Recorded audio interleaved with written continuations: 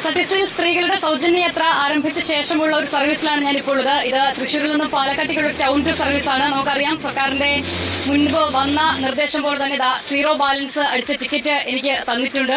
അപ്പോൾ ഈ ബസ്സിൽ ഒരുപാട് യാത്രികരുണ്ട്. അതിൽ സ്ത്രീകളായിട്ടുള്ള ആളുകളുണ്ട്, പുരുഷന്മാരുണ്ട്, ഒരുപാട് ആളുകളുണ്ട്. എന്തായാലും നമുക്ക് ഇതുമായി ബന്ധപ്പെട്ട് വലിയ പ്രഖ്യാപനത്തിലേക്ക് വരുമ്പോൾ അത് പദ്ധതി വിജയകരമായി തന്നെ ആരംഭിക്കുമ്പോൾ ചില പ്രതികരണങ്ങൾ കൂടി തേടാം. ആദ്യം കണ്ടക്ടറോട് ചോദിച്ചു തുടങ്ങാം.